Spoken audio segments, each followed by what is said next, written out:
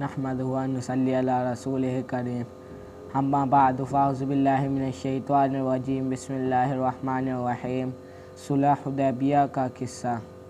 हज़रत मिस्वर बिन मखरमा और मरवान रज़ी अल्लाहु अन्हु फरमाते हैं कि हज़ूर सल्लल्लाहु अलैहि वसल्लम सुलह हुदैबिया के मौके पर मदीना से रवाना हुए। रास्ते में एक जगह हज़ूर सल्लल्लाहु अलैहि वसल्लम ने फरमाया कि खालिद बिन वलीद कुरैश के सवारों की एक जमात लेकर मुकाम गमीम पर हालात मालूम करने के लिए आए हुए हैं, लिहाजा तुम दाईं तरफ हो जाओ। अल्लाह की कसम, हज़रत खालिद रज़ी अल्लाहु अन्हु को हज़ूर सल्लल्लाहु अलैहि वसल्लम के काफ़िले की ख़बर उस वक्त हुई जबकि ये लोग ऐन उनके सर पर पहुँच गए और उन्हें इस काफ़िले का गुबार नज़र आया। जब हज़रत खालिद रज़ी अल्लाहु अन्हु को पता चला तो उन्होंने घोड़ा दौड़ा कर कुरैश को आप सल्लल्लाहु अलैहि वसल्लम की आमद की इत्तला दी। हज़ूर सल्लल्लाहु अलैहि वसल्लम चलते रहे यहाँ तक कि जब आप सल्लल्लाहु अलैहि वसल्लम इस घाटी पर पहुँचे जहाँ से मक्का की तरफ रास्ता जाता था, तो आप सल्लल्लाहु अलैहि वसल्लम की ऊँटनी बैठ गई। इस ऊँटनी का नाम कसूराह था। लोगों ने उसे उठाने के लिए अरब के रिवाज के मुताबिक हल हल कहा, लेकिन वो बैठी रही तो लोगों ने कहा किस्वा उड़ गई है, किस्वा उड़ गई है। आप सल्लल्लाहु अलैहि वसल्लम ने फरमाया कि किस्वा उड़ी नहीं है और ना ही इस तरह अड़ जाना इसकी आदत है, बल्कि इसको उसी ज़ात ने रोका है जिसने हाथियों को रोका था, यानी अल्लाह ने। फिर आप सल्लल्लाहु अलैहि वसल्लम ने फरमाया, कसम है उस ज़ात की जिसके कब्ज़े में मेरी जान है, कुफ़ारे मक्का मुझसे जो नसीब भी ऐसी तजवीज़ का मुतालबा करेंगे जिससे वो अल्लाह की काबिल एहतराम चीज़ों को ताज़ीम कर रहे होंगे, मैं उनकी ऐसी तजवीज़ को ज़रूर मान लूँगा। फिर आप सल्लल्लाहु अलैहि वसल्लम ने उस ऊँटनी को झिड़का तो वो फ़ौरन खड़ी हो गई। फिर आप सल्लल्लाहु अलैहि वसल्लम ने मक्का का रास्ता छोड़ दिया और वादी हुदैबिया की आखिरी किनारे पर पड़ाव डाला, जहाँ एक चश्मा में से थोड़ा पानी निकल रहा था।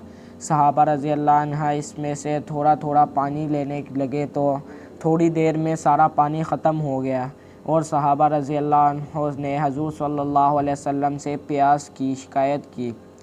आप सल्लल्लाहु अलैहि वसल्लम ने अपने तरकुश में से एक तीर निकाल कर दिया और फरमाया कि इसे इस चश्मे में गाड़ दो। सहाबा रज़ी अल्लाह अन्हु ने वो तीर इस चश्मे में गाड़ दिया तो जब तक सहाबा रज़ी अल्लाह अन्हु वहाँ रहे, इस चश्मे में से पानी जोश मार कर फूटता रहा और सहाबा रज़ी अल्लाह अन्हु इससे खूब सैराब होते रहे। हज़ूर सल्लल्लाहु अलैहि वसल्लम और सहाबा कराम रज़ी अल्लाह अन्हु वादी हुदैबिया में ठहरे हुए थे कि इतने में बुदील बिन वरका अपनी कौम हुज़ा की एक जमात को लेकर आए और ये लोग अहले तहामा में से आप सल्लल्लाहु अलैहि वसल्लम के ज़्यादा खैर ख्वाह थे। उन्होंने कहा, मैं काब बिन लुवी और आमिर बिन लुवी के पास से आ रहा हूँ। उन्होंने हुदैबिया के चश्मों पर पड़ाव डाला हुआ है और वो लड़के के लिए पूरी तरह तैयार होकर सारा सामान लेकर आए हैं, हत्ता कि इनके साथ ब्याही और बच्चे वाली ऊँटनियाँ भी हैं और आप सल्लल्लाहु अलैहि वसल्लम से लड़ना चाहते हैं और आप सल्लल्लाहु अलैहि वसल्लम को बैतुल्लाह से रोकेंगे। तो आप सल्लल्लाहु अलैहि वसल्लम ने फरमाया, हम किसी से लड़ने के लिए नहीं आए, बल्कि हम तो उम्रा करने आए हैं। हम बहुत हैरान हैं कि वो लड़ाई के लिए तैयार होकर आ गए हैं, हालांकि लड़ाइयों ने तो कुरैश को बहुत थका दिया है और इनको बहुत नुकसान पहुंचाया है। अगर वो चाहें तो मैं उनसे एक अरसा तक के लिए सुलह करने को तैयार हूँ। इस अरसे में वो मेरे और लोगों के दरमियान कोई मुदाखलत नहीं करेंगे और मैं इस अरसे में दूसरे लोगों को दावत देता रहूँगा। अगर दावत देकर मैं लोगों पर गालिब आ गया और लोग मेरे दीन पे दाखिल हो गए तो फिर कुरैश की मर्ज़ी है, अगर वो चाहें तो वो भी इस दीन में दाखिल हो जाएं जिसमें दूसरे लोग दाखिल हुए होंगे।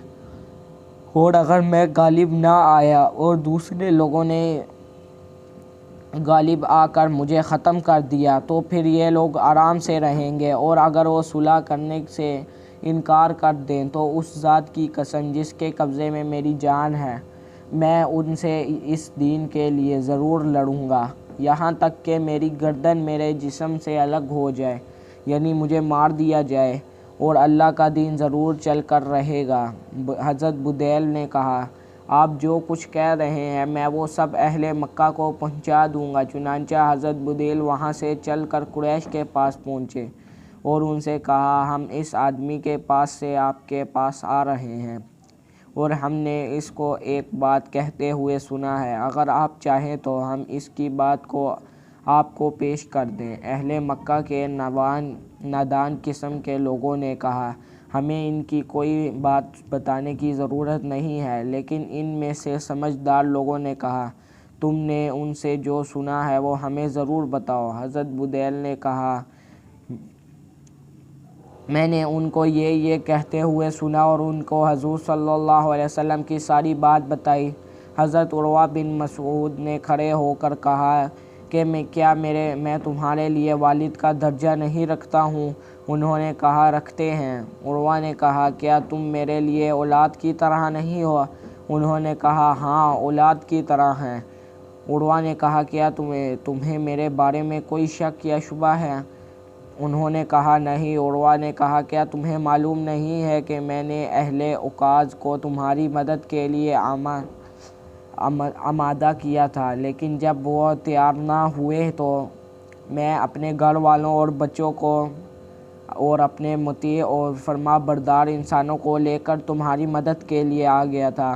انہوں نے کہا، ہاں معلوم ہے۔ عروہ نے کہا، اس آدمی نے یعنی حضور صلی اللہ علیہ وسلم نے تمہارے سامنے ایک بھلی اور اچھی تجویز پیش کی ہے، تم اس کو قبول کر لو اور مجھے اس سلسلے میں بات کرنے کے لیے ان کے پاس جانے دو۔ مکہ والوں نے کہا، ضرور جاؤ۔ چنانچہ عروہ حضور صلی اللہ علیہ وسلم کے پاس گئی